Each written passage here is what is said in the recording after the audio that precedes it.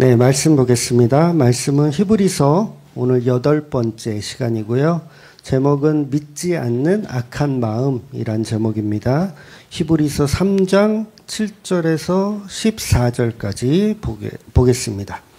히브리서 3장 7절에서 14절까지요. 네, 같이 읽을게요.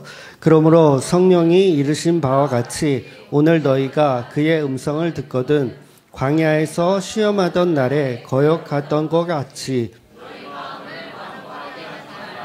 거기서 너희 열조가 나를 시험하여 증험하고 40년 동안 나의 행사를 보았느니라.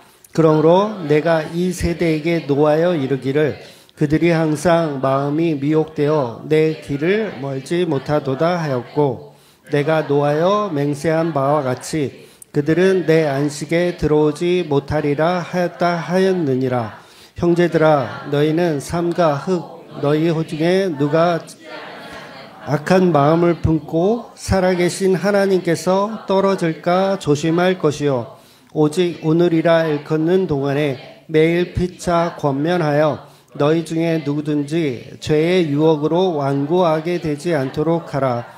우리가 시작할 때에 확실한 것을 끝까지 견고히 잡고 있으면 그리스도와 함께 참여한 자가 되리라. 아멘.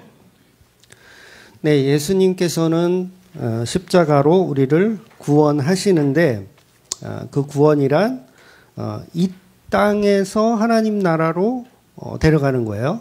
이 땅에서 하나님 나라로 데려가는 거. 그러니까 이걸 달리 말하면 죄 가운데서 하나님이 죄가 없는 하나님의 나라로 데려가는 거죠. 요거를 구원이라고 합니다. 말 그대로 우리는 죄가 있어요. 그죠? 죄가 있으니까 죄 가운데서 우리를 구원하시는 거잖아요. 그러니까 이미 죄가 없다면 구원이 필요가 없겠죠. 우리가 사는 이 땅에 죄가 없다면 구원이 필요가 없습니다. 그런데 구원이 필요하다는 얘기는 달리 말하면 우리가 사는 이 세상은 다 죄로 가득하다. 저와 여러분이 죄가 있다 없다? 있다라는 얘기예요. 그렇다면 죄가 있어서 우리가 구원을 받는데 그 구원을 받을 만한 어떤 합당한 일을 한 것이 있을까요? 우리가? 없죠. 오늘 왜 이렇게 척척 잘 맞지? 그러니까 우리가 의로운 무언가를 했기 때문에 우리를 이렇게 구원해 주시는 방식이 아니라는 거예요. 그래서 기독교는 오직 은혜를 말하는 집단입니다. 은혜. 그러니까 우리가 한 게 없으니까 은혜란 뭐예요? 그냥 거저 주어지는 거. 그래서 오직 예수 그 십자가의 은혜만이 진리다라고 말해야 하는 집단이 바로 우리 기독교라는 집단이라는 거죠. 그런데 인간이 구원을 받을 만한 어떤 업적을 말하는 곳은 교회가 아니라 그곳은 뭐예요? 절이에요, 절. 절을 닮은 교회죠. 교회 같은 절인가요? 아무튼. 그래서 절에서는 어떻게 가르치냐면 착한 일을 많이 하면, 그러니까 어떤 조건이 딱 있는 거예요. 착한 일을 많이 하면 그의 보상으로 극락에 갈 수 있다라고 가르치죠. 어디서? 절에서. 근데 교회에서도 똑같이 착한 일을 많이 하면 천국에 갈 수 있다라고 하면 그곳은 절을 위장한 교회. 제가 맞게 얘기한 거죠? 절을 위장한 교회. 그러니까 겉모습은 교회인데 사실은 그 내용은 절하고 똑같은 걸 가리킨다는 거죠. 그래서 그런 것들을 다 싸잡아서 종교다라고 얘기하는 거예요. 종교. 그러니까 그러니까 천주교라는 기독교의 가면을 쓰고 있는 절인 거죠. 교회도 마찬가지고요. 그래서 그 모든 것이 인간의 어떤 행위로 갈 수 있다라고 가르치는 곳은 다 은혜가 아니고 다 종교적인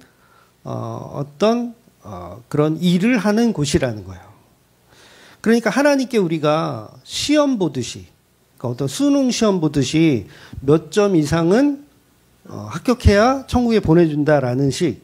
그러니까 하나님이 문제를 내고 우리가 그 문제를 잘 풀어서 우리 삶 속에서, 그러니까 뭐 이런 필기시험이 아니라 우리 삶 속에서 그 문제를 잘 풀어서 구원을 쟁취하는 방식은 다 잘못된 방식이라는 거예요.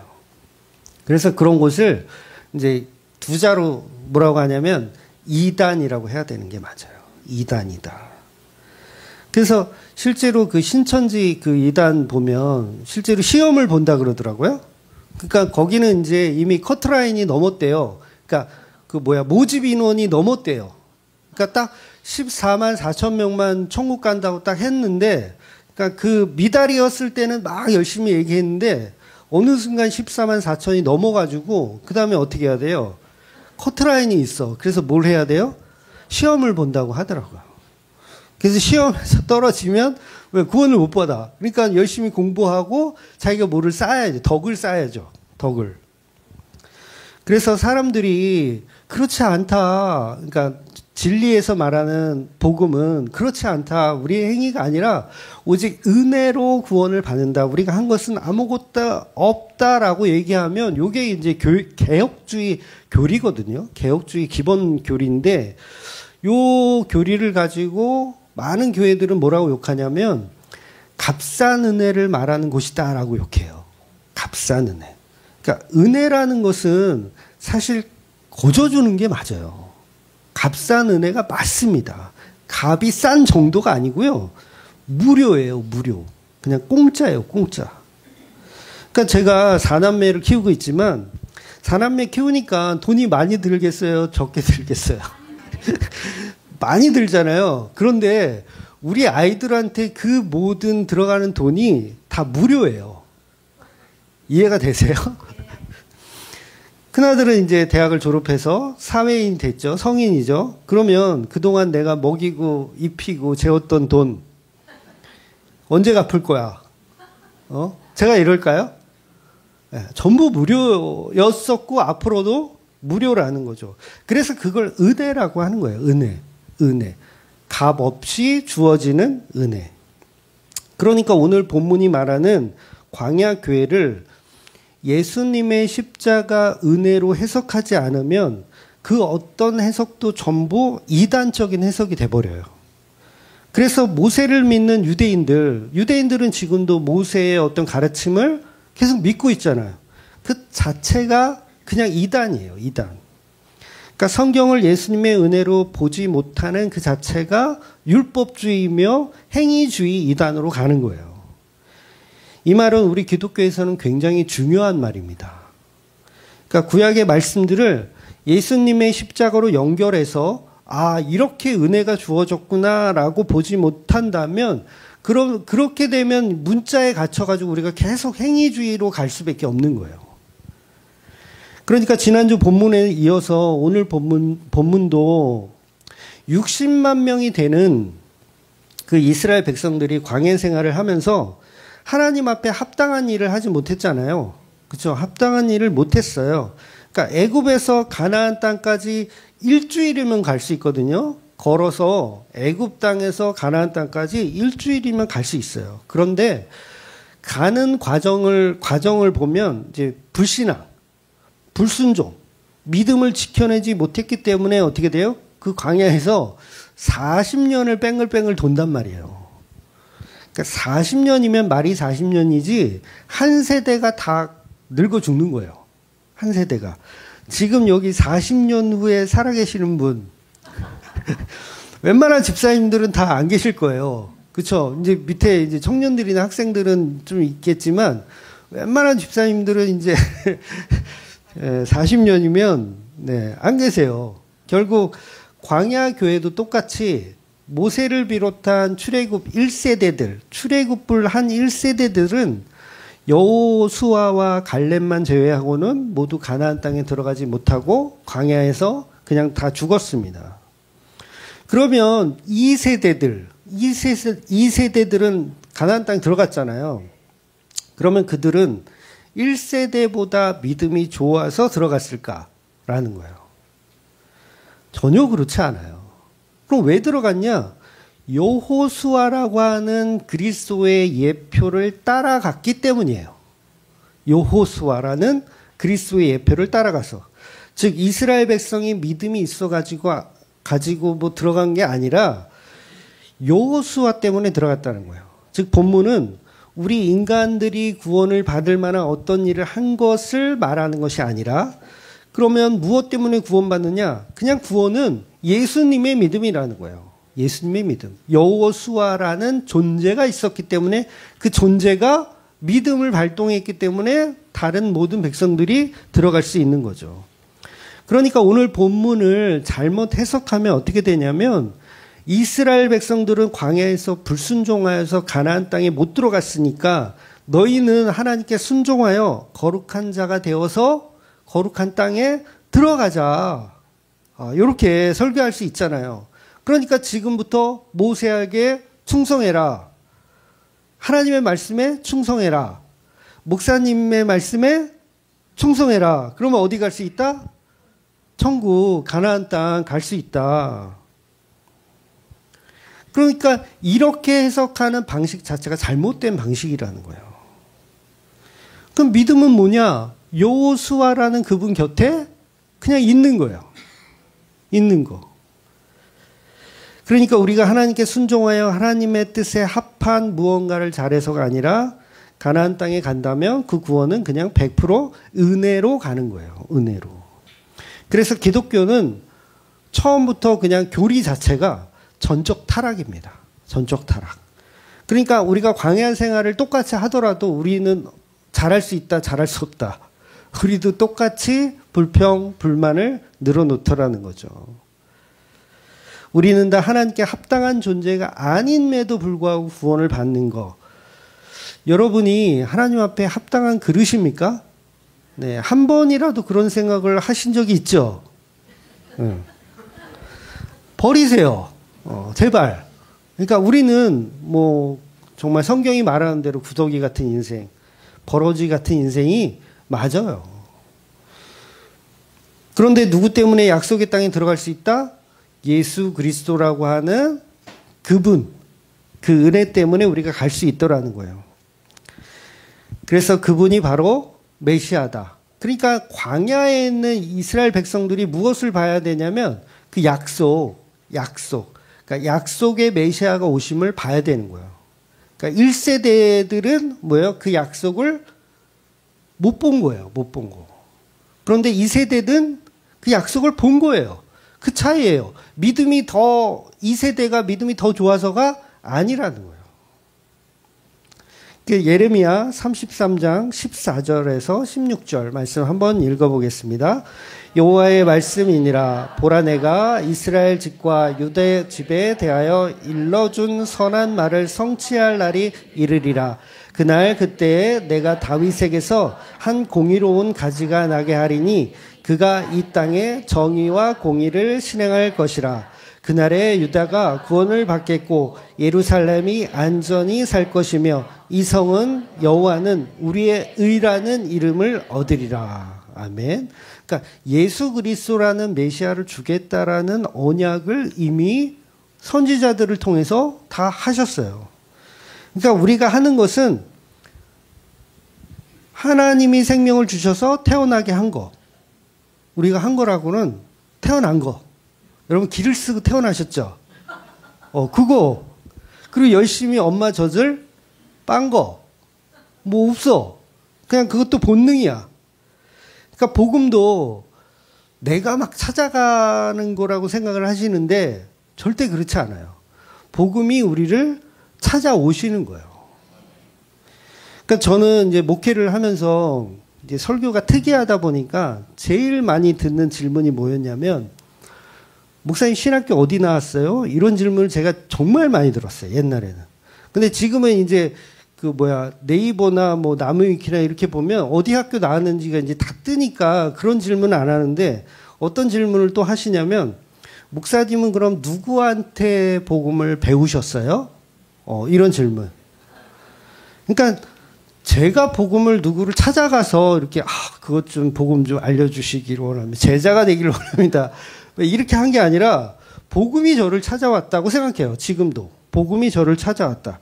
그냥 뭐 평범한 신학교 다녔어요. 그냥 누구나 다 갈 수 있는 그런 신학교. 특별히 저에게 어떤 그러니까 영향력을 준 은사님? 스승이라 그러죠? 은사님이 있었던 것도 아니에요. 그냥 여러분과 똑같이 그냥 대원교회 목사님들 설교를 똑같이 들었고 자랐어요. 다만 저에게는 들을 기가 있었던 것 뿐이라고 생각해요. 그러니까 복음이 찾아왔고 그 복음을 인식할 수 있는 지혜가 하나님의 영으로부터 받은 거죠. 그러니까 그 은혜들을 동의하는 것 뿐입니다. 사실 어려운 게 없어요. 튤립 교리라고 아시죠? 오데솔라 아시죠? 다 그거예요. 하나님의 은혜예요. 그냥 오직 예수, 하나님의 은혜. 그러니까 특별한 것이 없어요. 그러니까 우리 주맘교회 설교를 보면 튤립 교리에서 그렇게 딱히 벗어나는 내용이 없어요. 딱히가 아니라 그냥 그 안에 있는 전적 타락, 불가항력적 은혜, 성도의 견인 이 내용 안에서 그냥 다 버무려지는 거예요. 그런데 다른 교회들이 오히려 전적 타락을 전하지 않고 불가항력적 은혜를 전하지 않는 거죠. 그러니까 우리가 찬양한 것처럼 아무런 가치가 없는 우리에게 성령이 이곳에 임하셔서 들을 길을 열어주시는 그 은혜. 그래서 우리가 열리고 드리고 듣고 볼 수 있으니까 그 은혜를 알게 되는 거죠. 근데 눈이 열리지 않으면 여전히 내 힘으로 그 은혜를 장취하려고 하는 거. 그래서 예수님은 그냥 모든 죄를 덮어주시는 은혜예요. 모든 죄를 덮어주신다. 그래서 우리를 신부로 삼아서 하나님 나라로 데려가는 거. 이 내용 자체가 너무 간단하지 않습니까? 그러니까 우리가 사실 다 교회에서 배운 거예요. 예수님이 십자가로 우리를 구원받았다.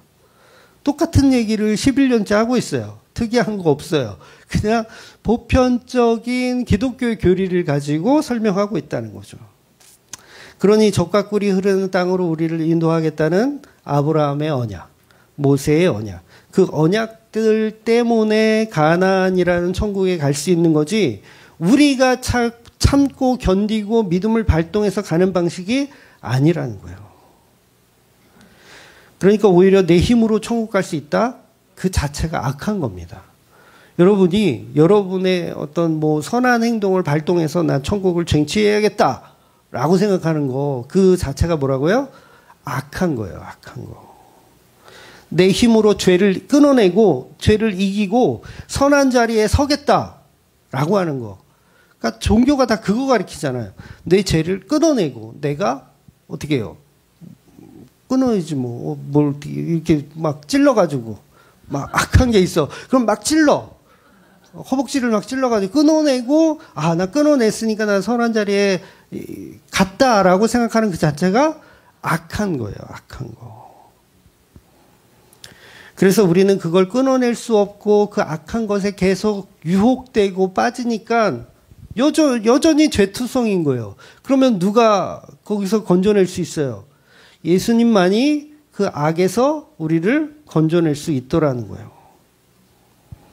여러분, 사울 왕은 좋아하는 사람 없더라고요, 별로.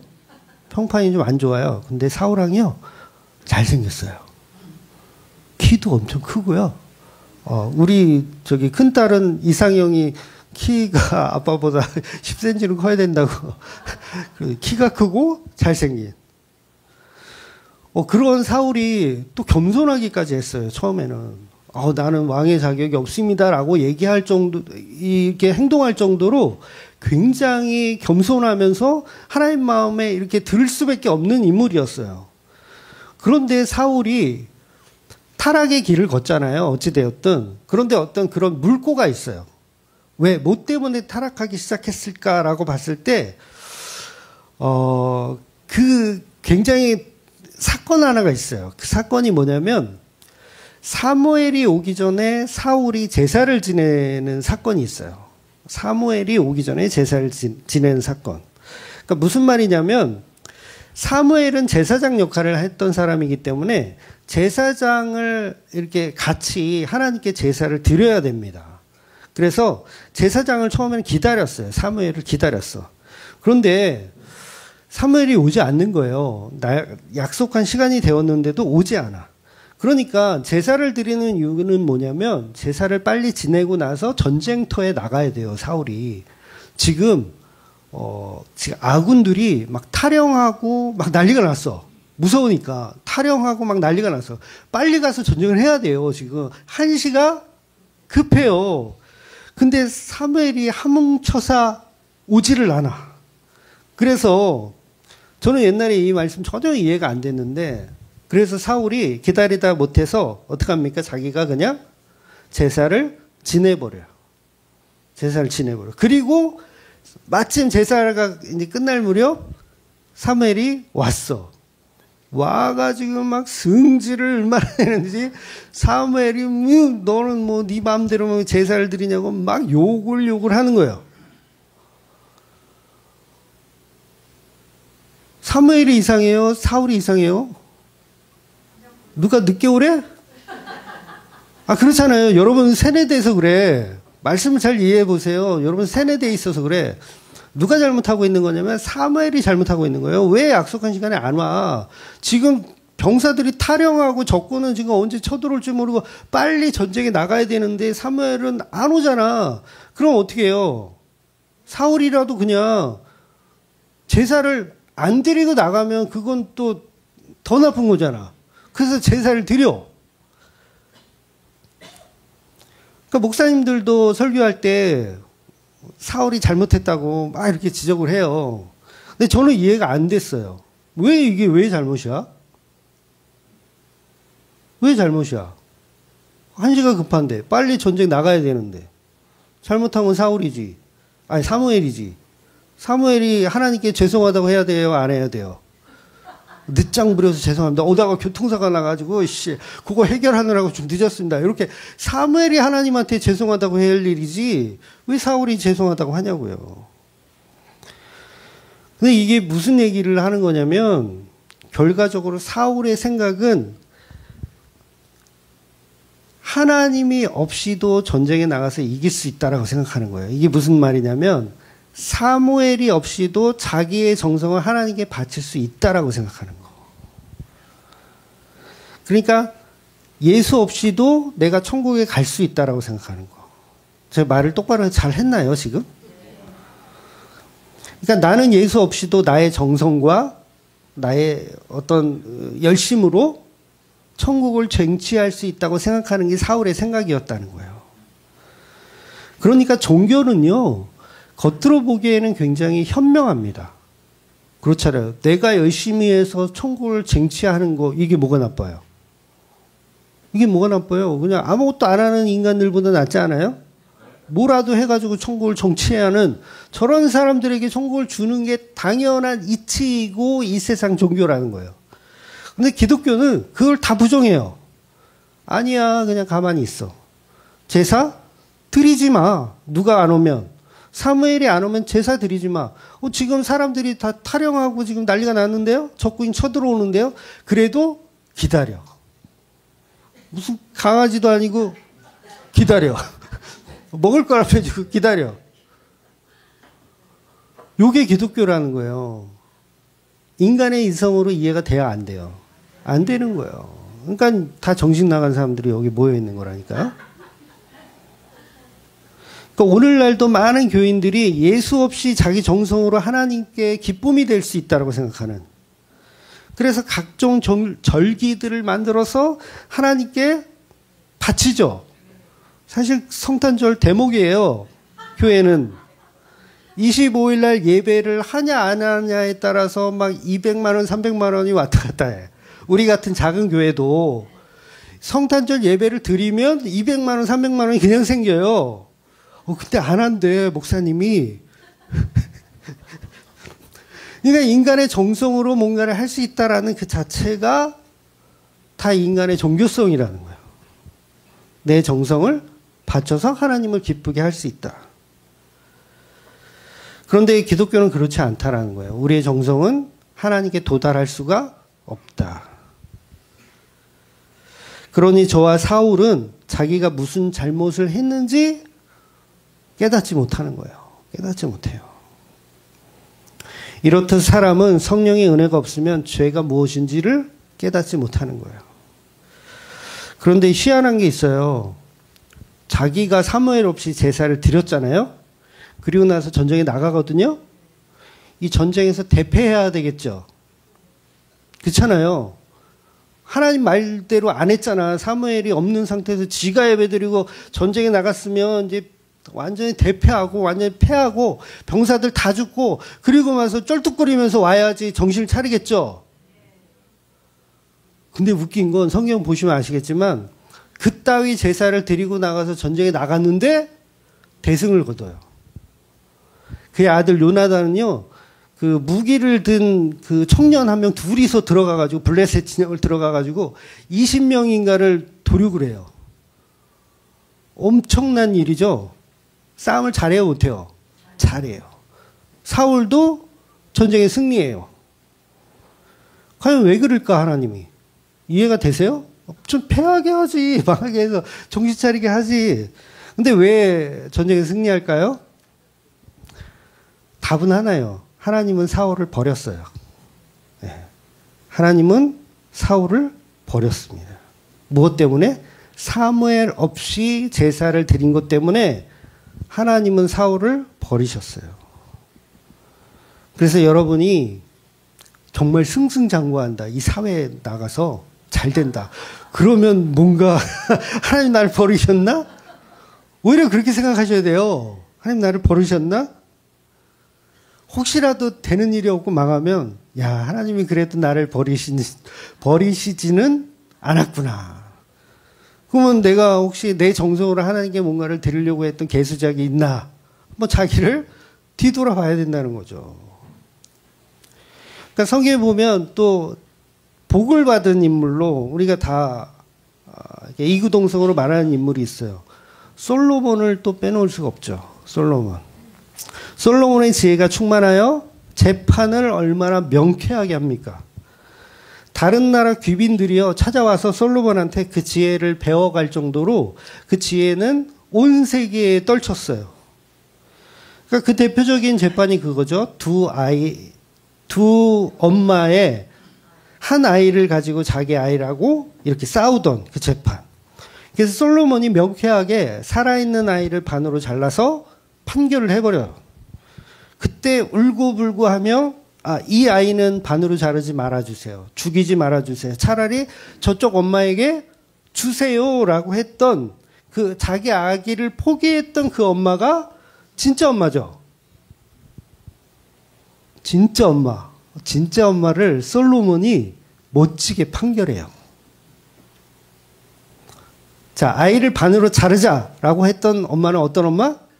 가짜 엄마. 그걸 나쁜 년이라고 하는 거예요. 제가 왜 나쁜 년이라는 이런 험한 소리를 하냐면 요 나쁜 년이 솔로몬이에요.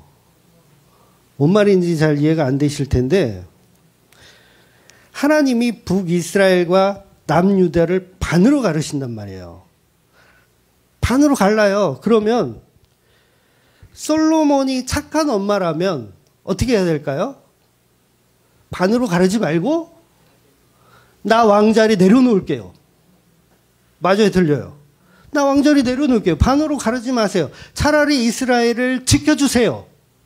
라고 해야 착한 엄마인데 솔로몬은 그렇게 해요, 못해요? 못하는 거예요. 물론 솔로몬이 죽은 다음에 남북이 갈라지긴 하지만 솔로몬이 있을 때의 정치 자체를 편파적으로 했어요. 북이스라엘과 남유다를 편파적으로 다스렸다고요. 그러니까 본인이 왕이 되고 나서 남유다 출신들은 막 이렇게 세워주고 북이스라엘 출신들은 어떻게 해요? 다 잘라버리고 죽여버리고. 그러니까 남북의 갈등을 이미 솔로몬이 시작한 거예요. 그러니까 본인이 나쁜 엄마라는 걸, 나쁜 년이라는 걸 알아요, 몰라요? 몰라요. 이러한 지역의 편차를 해결하지 못하고 그게 고스란히 자기 아들에게 고스란히 물려주는 거예요. 결국 자기 애들의 세대에서 남북이 갈라지잖아요. 아이를 반으로 쪼개진 거예요. 반으로 쪼개진 거. 죽은 거예요. 남유다와 북이스라엘이 죽었어요. 그러니까 어떻게 해요? 외적의 침입을 받아서 아수르와 바벨론에 멸망당하는 거예요. 죽은 거예요. 죽은 거. 착한 엄마는 자기를 포기하면서 그 아이를 포기하면서 살려냈는데 평화의 왕이라고 하는 솔로몬은 자기 죄를 깨닫지 못하더라는 거예요. 물론 나중에는 깨달았겠죠. 야, 이거 다 헛되도다. 내 왕 되려고 내가 그 아이 차지하려고 그렇게 길을 쓰고 연병을 했는데 그게 다 소용이 있다 없다? 없다. 그러니까 나는 결국 나쁜 엄마로 드러나더라. 그러니까 나의 어떤 종교성, 나의 지혜, 나의 능력은 소용이 있다 없다? 소용이 없는 거예요. 그러니까 지혜는 하나님에게 있는 거예요. 하나님에게. 그러니까 솔로몬은 하나님에게 있는 지혜를 그냥 사용한 것 뿐이지 솔로몬이 지혜로운 자가 된 게 아니었던 거예요. 그러니까 저와 여러분이 오해해요. 마치 솔로몬이 지혜로운 자라고. 아니요. 지혜로운 자 아니라 그냥 나쁜 놈이에요. 나쁜 놈이 지혜를 갖다가 잠깐 사용한 것 뿐이에요. 저와 여러분도 마찬가지입니다. 언제 나쁜 놈으로 드러날지 몰라요. 저도 언제 나쁜 놈으로 드러날지 몰라요. 그러면 뭐예요? 충고를 해주셔야 돼요, 여러분이. 야, 네가 나쁜 엄마더라. 이렇게. 자신이 판결한 그 착한 엄마만큼도 안 되는 인물. 저희 우리 노회 얘기했잖아요. 노회가 지금 반으로 갈렸어요. 180명 정도 되시거든요. 목사님들이. 이쪽에 한 110명, 이쪽에 한 70명 해가지고 반으로 갈렸어요. 저는 이제 많은 쪽으로 가기로 했어요. 묻어가야 되니까. 많은 쪽으로 가기로 했어요. 그런데 만약에 이분들이 정말 성경을 바르게 안다. 그러면 이거 그대로 대입하면 돼요. 가르지 마라. 나 노회장 필요 없다. 우리 노회를 살리기를 원한다.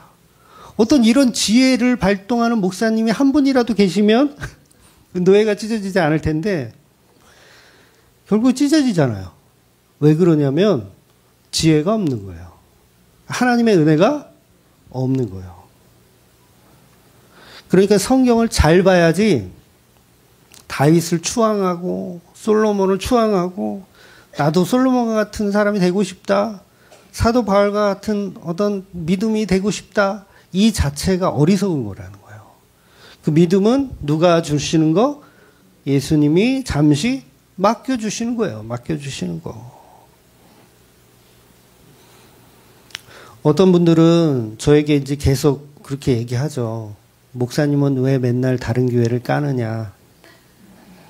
천주교도 까고 개혁주의 아닌 교단은 다 까고 자기가 전하는 복음만 전하면 되지 왜 남의 교회를 비판하느냐. 특히 대형교회 목사님들 왜 그렇게 까느냐.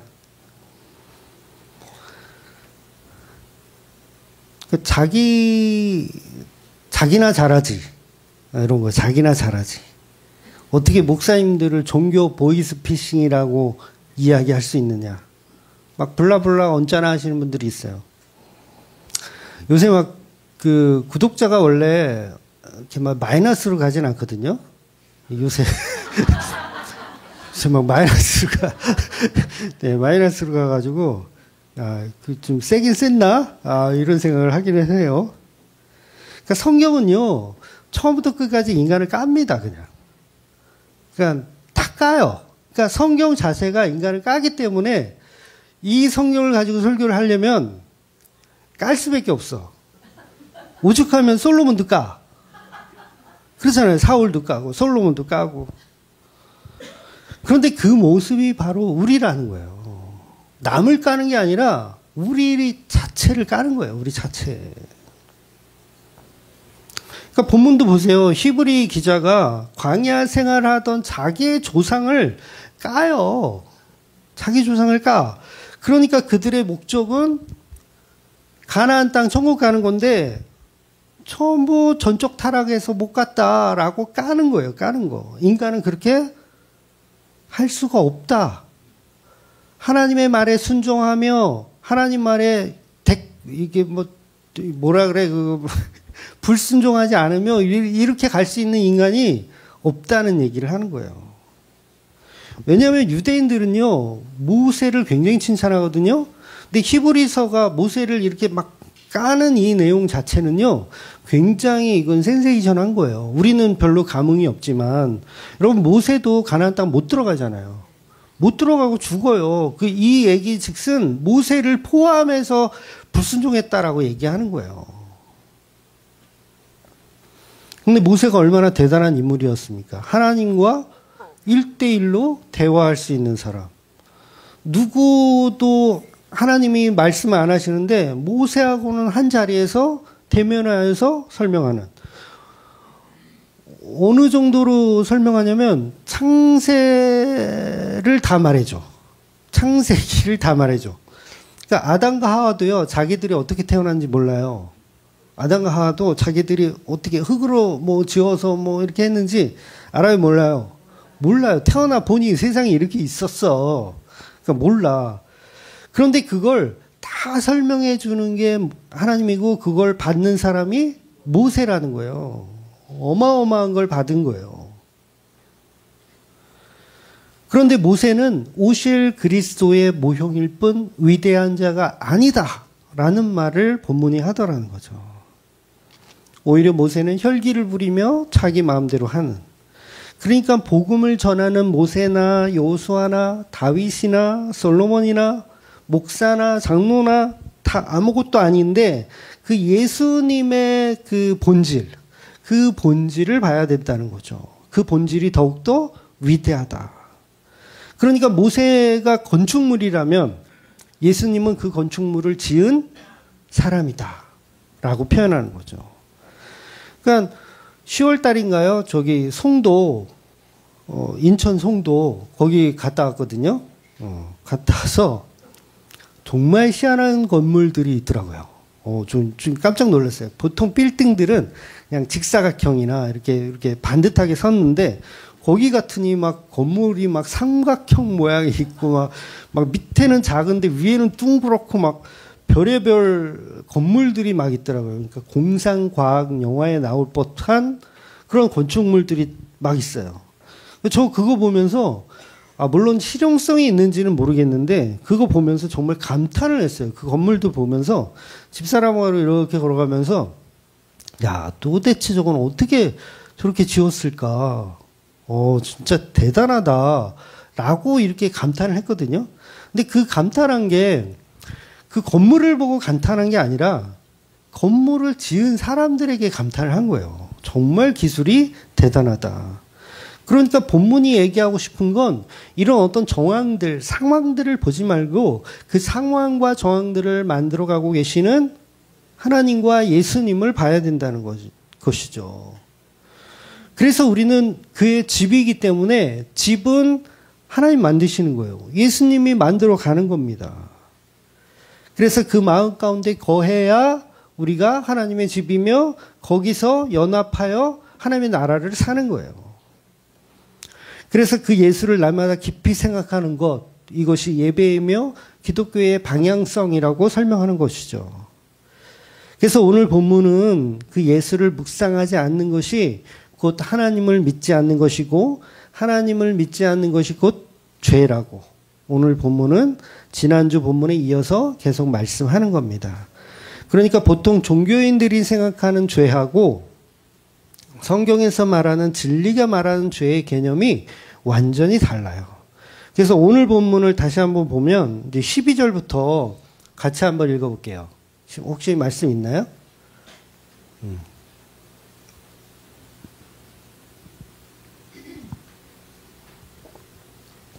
네, 12절 시작. 너희는 상과 호 너희 중에 누가 믿지 아니하는 악한 마음을 품고 살아계신 하나님께서 떨어질까 조심할 것이요 오직 오늘이라 일컫는 동안에 매일 피차 겸면하여 너희 중에 누구든지 죄의 유혹으로 완고하게 되지 않도록 하라. 아멘. 그러니까 죄를 뭐라고 하냐면 믿음이 없는 악한 마음이라고 해요. 믿음이 없는 악한 마음. 즉 모세를 믿는다면 당연히 예수님도 믿어야 된다는 거죠.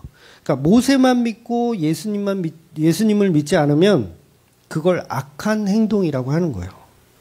그러니까 이스라엘 백성들이 모세를 배신한 것처럼 우리가 예수님을 배신하는 것은 하나님께 떨어지는 일이다라고 얘기하는 거예요. 그러니 매일매일 서로 권면하여 너희 중에 누구든지 죄의 유혹, 즉 예수님을 배도하는 일이 없도록 서로 돌아보아야 한다라는 거예요. 그런데 이 말씀을 행위적인 말씀으로 이해하는 게 아니라 뭘 하라는 거예요? 복음을 계속 이야기해라. 그 얘기를 하는 거예요. 그러니까 값없이 주시는 은혜에 대해서 이야기를 하라. 그래서 본문이요. 히브리서인데 히브리서는 뭐라 그랬어요? 유대인들, 기독교로 개정한 유대인들. 그들은 율법이 편해. 그러니까 숙제를 주고 이거 풀어와. 이게 편하다고. 유대인들은.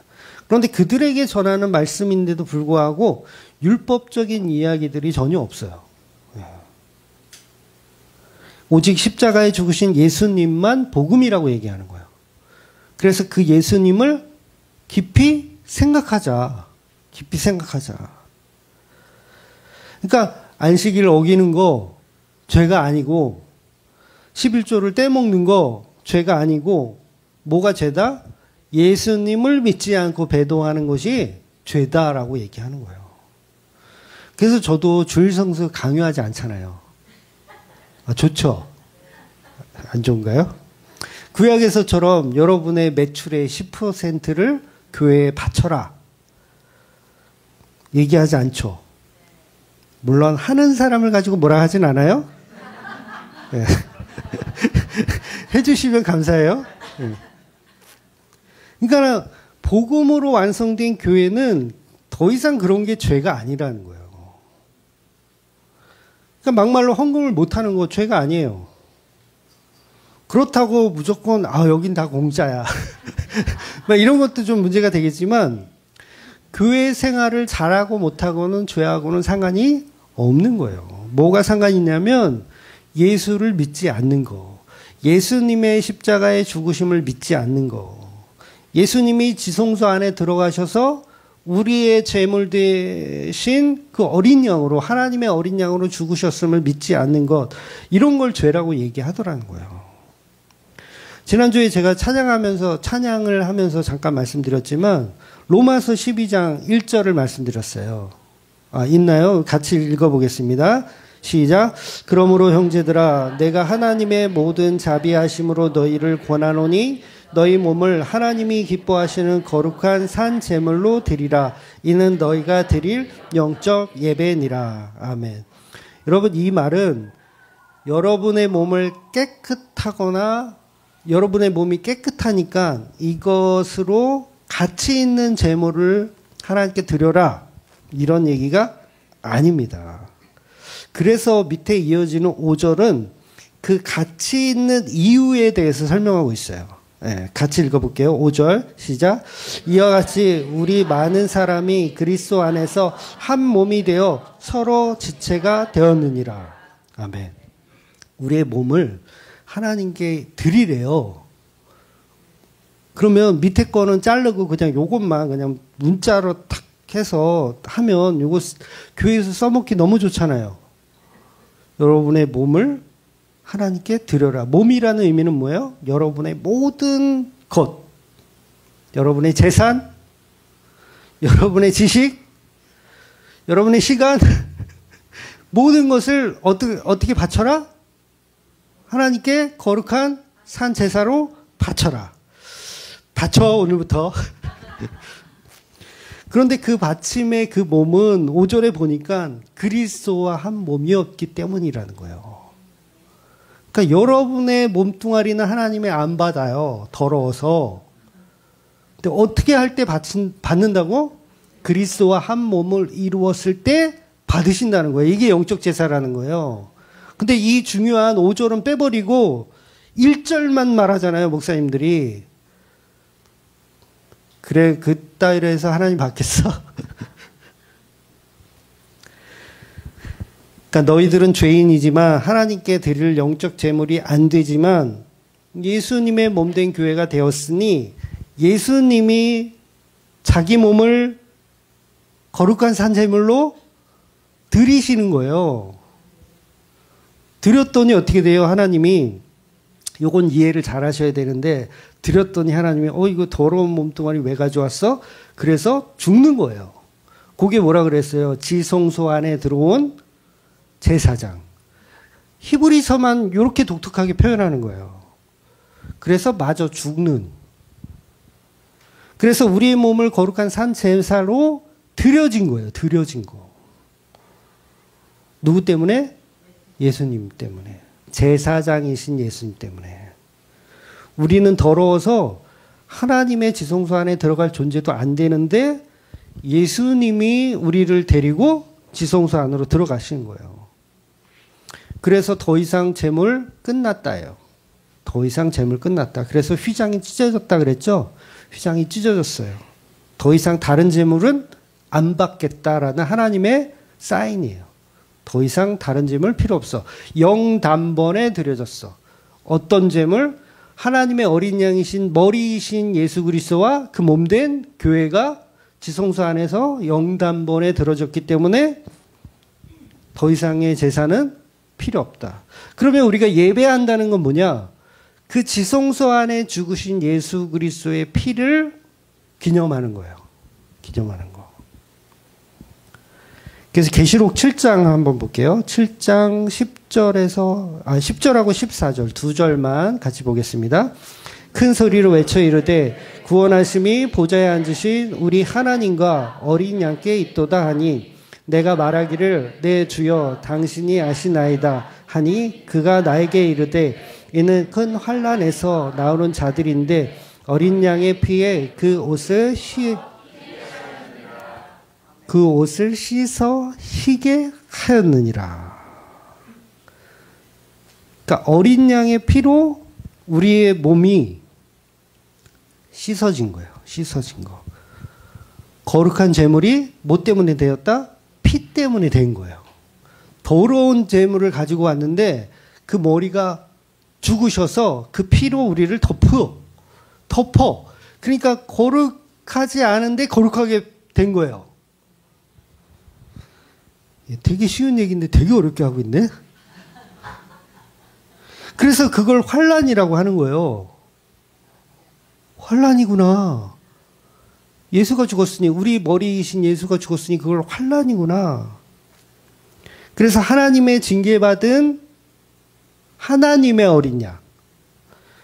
그분이 죽으시고 찢기셔서 구원을 이루어내는 거룩한 제물로 만들어내는 그 과정.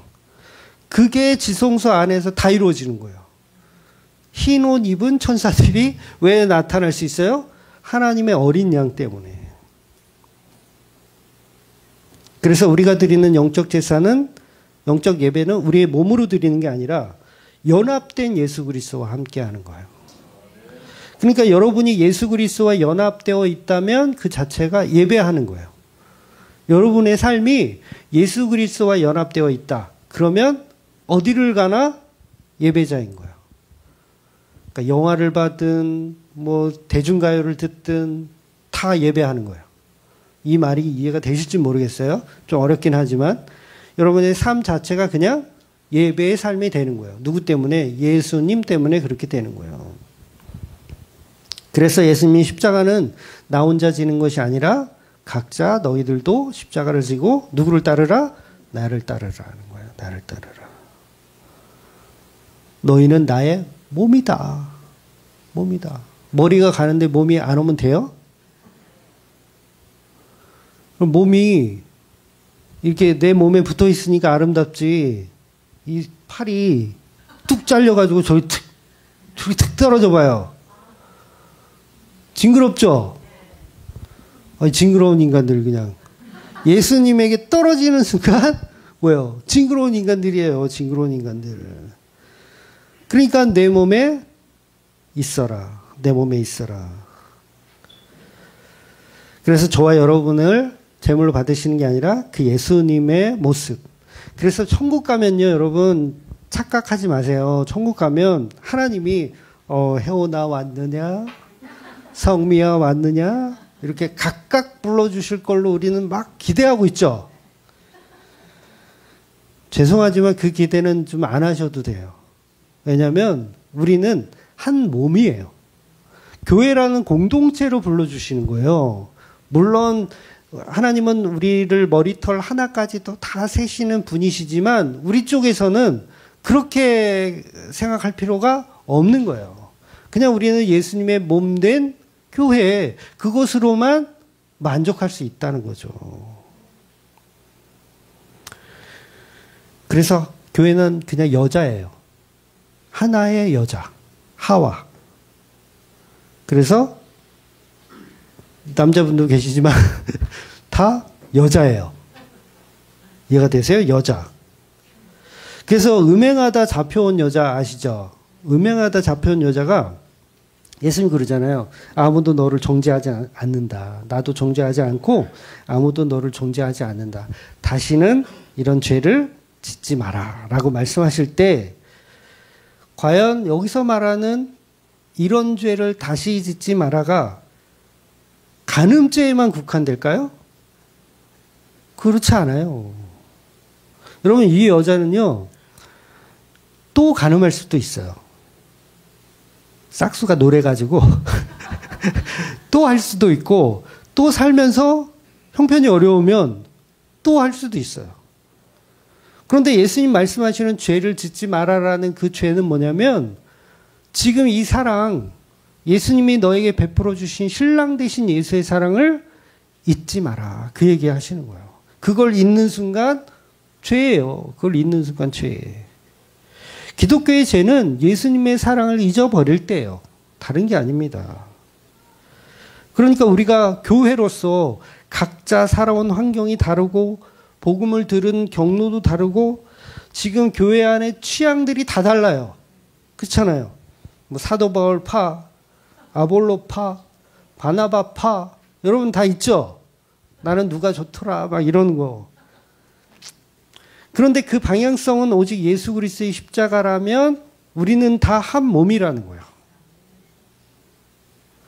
그런데 예수 안에서 그 십자가 복음이 맞지 않는다면 그와는 한 몸을 이룰 수가 없게 되는 거죠.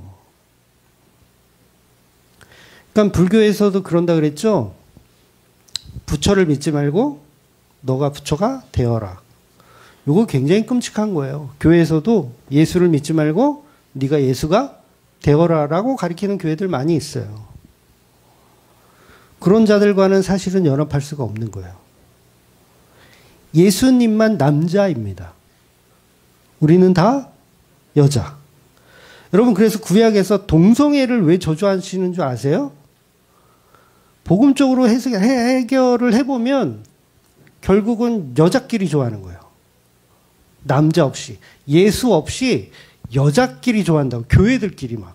아, 우리 목사님. 우리 목사님, 우리 장로님 막 그러면서 여자끼리 좋아하는. 그게 동성애예요.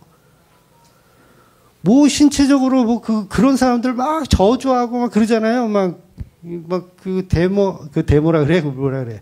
동성애 반대 운동하고 자기들이 동성애자면서 그렇잖아요. 신랑 예수를 사랑하지 않고 여자들끼리 좋아하잖아요. 그게 동성애잖아요. 근데 자기들이 동성애자면서 동성애 하는 사람들을 막 비난하고 있다니까요. 그러니까 믿음 없는 악한 자들이 되지 말고 남편이신 예수님만 믿음으로 이분만 나의 남자구나 라고 사랑하시고 그 예수님만 남편으로 믿어지시는 저와 여러분이 되시기를 주의 이름으로 축원드리겠습니다. 아멘. 기도하겠습니다.